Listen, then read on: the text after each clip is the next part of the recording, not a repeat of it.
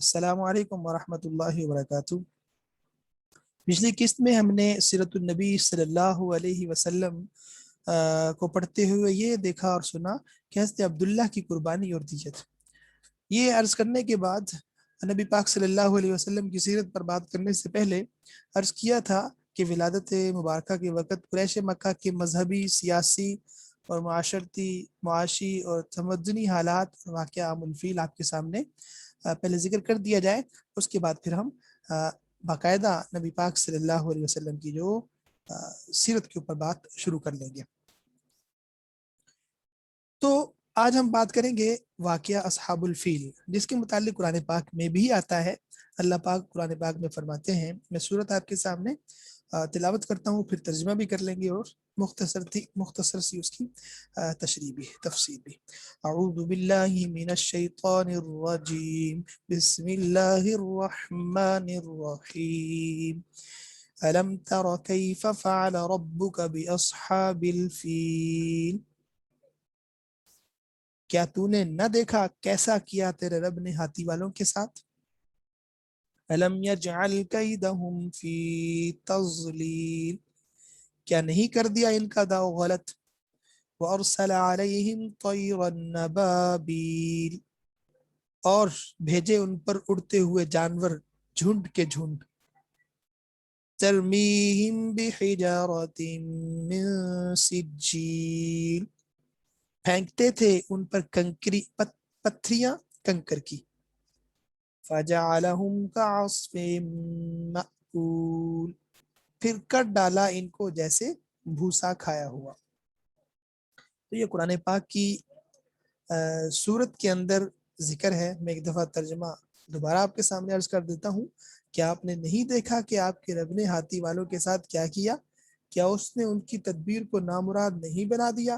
اللہ نے ان پر پرندوں یعنی ابابیل کے جھنڈ بھیجے جو ان پر کنگر مٹی کی یعنی کنکریاں پھینکتے تھے، اس طرح اللہ نے ان کو کھائے ہوئے بھوسے کی طرح کر دیا۔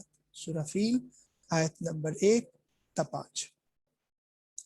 اب واقعہ اصحاب الفیل حضرت محمد مصطفیٰ صلی اللہ علیہ وسلم کی ولادت مبارکہ والے سال یعنی 571 عیسوی میں پیش آیا، جب یمن کا حبشی نژاد عیسائی حکمران ابرہہ بن اشرم نبی پاک صلی اللہ علیہ وسلم کی ولادت سے 50 دن پہلے اور 571 عیسوی، اور ابرہہ بن اشرم، یہ ابرہہ بن اشرم 60,000 کی فوج اور اسی طرح 13 ہاتھی لے کر اب یہ خانہ کعبہ کو گرانے کے لیے مکہ پر حملہ آور ہونے کے لیے آیا۔ اب ابرہہ بن اشرم آغاز میں اس عیسائی فوج کا ایک سردار تھا جو شاہ حبشہ نے یمن کے حمیری نسل کے یہودی فرمانروا یوسف ذو نواس کے عیسائیوں پر ظلم و ستم کا بدلہ لینے کو بھیجی، جس نے 525 عیسوی تک اس پورے علاقے پر حبشی حکومت کی بنیاد رکھ دی۔ ابرہہ بن اشرم رفتہ رفتہ ترقی کی منازل طے کرتا ہوا بالآخر یمن کا خود مختار بادشاہ بن بیٹھا، لیکن کمال چلاکی سے اس نے برائے نام شاہ حبشہ کی بالادستی بھی تسلیم کیے رکھی اور اپنے آپ کو نائب شاہ حبشہ کہلواتا رہا۔ ابرہہ ایک کٹر متعصب عیسائی تھا۔ اپنا اقتدار مضبوط کر لینے کے بعد اس نے عربوں میں عیسائیت پھیلانے کی سوچی، جبکہ اس کا دوسرا ارادہ عربوں کی تجارت پر قبضہ کرنا بھی تھا۔ اس مقصد کے لیے اس نے یمن کے دارالحکومت صنعاء میں ایک عظیم الشان کلیسا یعنی گرجا تعمیر کروایا، جسے عرب مورخین الکلیس اور یونانی ایکلیسیا کہتے ہیں۔ اور اس کلیسا کی تعمیر سے اس کے دو مقاصد تھے۔ ایک تو عیسائیت کی تبلیغ کر کے عربوں کے حج کا رخ کعبہ سے اپنے کلیسا کی طرف موڑنا، اور اگر وہ ایسا کرنے میں کامیاب ہو جاتا تو اس کا دوسرا نتیجہ یہ نکلتا کہ عربوں کی ساری تجارت جو ابھی تک خانہ کعبہ کی وجہ سے عربوں کے پاس تھی وہ یمن کے حبشی عیسائیوں کے ہاتھ لگ جاتی۔ ابرہہ نے پہلے شاہ حبشہ کو اپنے اس ارادے کی اطلاع دی اور پھر یمن میں علل اعلان منادی کروا دی، میں عربوں کا حج کعبہ سے اکلیسیا کی طرف موڑے بغیر نہ رہوں گا، میں عربوں کا حج کعبہ سے اکلیسیا کی طرف موڑے بغیر نہ رہوں گا۔ اس اعلان پر غضبناک ہو کر ایک عرب حجازی نے کسی نہ کسی طرح ابراہ کے گرجا میں گھس کر رفع حاجت کر ڈالی۔ اپنے کلیسا کی اس توہین پر ابراہ نے قسم کھائی کہ میں اس وقت تک چین سے نہیں بیٹھوں گا جب تک کعبہ کو گرا نہ دوں۔ اس کے بعد سن 570 کے آخر میں وہ 60,000 فوج اور 13 جسیم ہاتھی لے کر یمن سے مکہ پر حملہ آور ہونے کے ارادے سے نکلا۔ رستے میں 2 عرب سرداروں نے اس کا مقابلہ کرنے کی کوشش تو کی مگر شکست کھائی اور ابراہ جو ایک کسی طوفان کی طرح مکہ کے مضافاتی مقام المغمس میں پہنچ گیا۔ یہاں ابراہ کے لشکر نے پڑاؤ ڈالا، جبکہ چند دستوں نے اس کے حکم پر مکہ کے قریب میں لوٹ مار شروع کر دی اور اہل تہامہ اور قریش کے بہت سے مویشی بھی لوٹ لیے گئے، جن میں مکہ کے سردار اور آپ صلی اللہ علیہ وسلم کے دادا حضرت مطلب بن ہاشم کے 200 اونٹ بھی تھے۔ اس کے بعد ابراہ نے ایک ایلچی مکہ کے سردار حضرت عبداللہ کے پاس بھیجا اور اس کے ذریعے اہل مکہ کو پیغام دیا کہ میں تم سے لڑنے نہیں آیا ہوں بلکہ اس گھر کو یعنی کعبہ کو گرانے آیا ہوں۔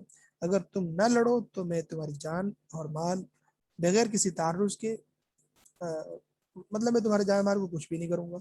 حضرت عبداللہ نے جواب دیا، ہم میں ابراہ سے لڑنے کی طاقت نہیں ہے، کعبہ اللہ کا گھر ہے، وہ چاہے گا تو اپنے گھر کی حفاظت کر لے گا، اپنے گھر کو بچا لے گا۔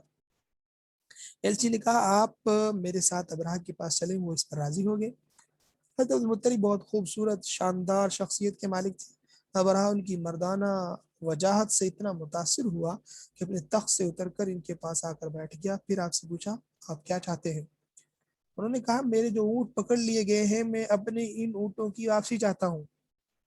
ابراہ ان کی بات سن کر سخت متعجب ہوا اور کہا آپ مجھ سے اپنے 200 اونٹوں کی واپسی کا مطالبہ تو کر رہے ہیں مگر اس بیت اللہ کا ذکر نہیں کرتے جو آپ کے اور آپ کے آبا و اجداد کے دین کی بنیاد ہے۔ میں اسے گرانے آیا ہوں مگر آپ کو اس کی کوئی فکر ہی نہیں۔ یہ سن کر حضرت مطلب نے کہا ان اونٹوں کا مالک میں ہوں، اس لیے آپ سے ان کی واپسی کی درخواست کر رہا ہوں۔ یہ گھر تو یہ گھر تو اس گھر کا مالک اللہ ہے، وہ اس کی حفاظت خود کرے گا۔ ابراہ نے متکبرانہ انداز میں کہا کعبہ کو اب آپ کا اللہ بھی مجھ سے نہیں بچا سکے گا۔ حضرت مطلب نے جواب دیا یہ معاملہ آپ جانے اور اللہ، لیکن یہ اس کا گھر ہے اور آج تک اس نے کسی کو اس پر مسلط ہونے نہیں دیا۔ یہ کہہ کر وہ ابراہ کے پاس سے اٹھ گئے اور ابراہ سے واپس لیے گئے اونٹ لے کر مکہ واپس آ گئے۔ قریش اتنی بڑی فوج سے لڑ کر کعبہ کو بچانے کی طاقت نہ رکھتے تھے، لہٰذا حضرت عبدالمطلب نے انہیں کہا کہ سب اپنے بال بچوں اور مال مویشی لے کر پہاڑوں میں چلے جائیں تاکہ ان کا قتل عام نہ ہو۔ پھر وہ قریش کے چند سرداروں کے ساتھ حرم کعبہ پہنچے اور اللہ کے حضور اپنی کمزوری کا اظہار کر کے دعائیں مانگی کہ وہ اپنے گھر کی خود حفاظت فرمائے۔ مورخین نے حضرت عبدالمطلب کی جو دعائیہ اشعار نقل کیے وہ یہ ہیں، الہی بندہ اپنے گھر کی حفاظت کرتا ہے، تو بھی اپنے گھر کی حفاظت فرما، کل ان کی سلیب اور ان کی تدبیر تیری تدبیر پر غالب نہ آنے پائے، سلیب کی آل کے مقابلہ پر آج اپنی آل کی مدد فرما۔ اے میرے رب تیرے سوا میں ان کے مقابلے میں کسی سے امید نہیں رکھتا، اے میرے رب تیرے سوا میں ان کے مقابلے میں کسی سے امید نہیں رکھتا، اے میرے رب ان سے اپنے حرم کی حفاظت فرما۔ یہ دعائیں مانگ کر حضرت عبدالمطلب بھی سرداران قریش کے ساتھ باقی اہل مکہ کے پاس پہاڑوں میں چلے گئے۔ دوسرے روز ابراہ نے مکہ پر حملے کا حکم دے دیا اور وہ مکہ میں داخل ہونے کے لیے آگے بڑھا، مگر حیرت انگیز طور پر اس کا خاص ساتھی محمود مکہ کی طرف چلنے کی بجائے یکا یک وہیں بیٹھ گیا اور بے پناہ کوشش کے باوجود وہ وہاں سے ہلتا ہی نہیں ہے، مگر جب اس کا منہ شام کی طرف کیا گیا تو اٹھ کر چلنے لگا، اسی طرح یمن کی طرف رخ کیا تو ادھر بھی دوڑنے لگا، مگر مکہ کی طرف اسے چلانے کی کوشش کی جاتی تو 1 انچ ادھر نہ بڑھتا۔ نتیجتاً باقی ہاتھیوں سمیت سارا لشکر بھی اپنی جگہ انتظار میں رکا ہوا تھا، اور جب ابابیل نے لشکر ابراہ پر سنگریزے گرانا شروع کیے، مطلب کہ ابھی وہ اسی چکر میں پھنسے تھے کہ اللہ کے قہر نے ان کو آ لیا اور اللہ کے حکم سے ابابیلوں کے جھنڈ ان پر نازل ہو گئے۔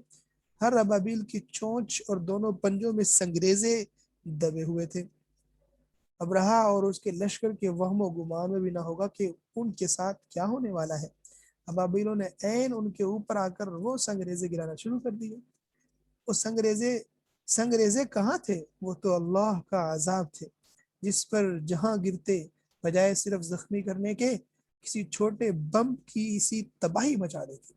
اللہ کے گھر پر حملہ کرنے کی جرت کرنے والوں کے لیے کہیں کوئی جاہ پناہ نہ تھی۔ تھوڑی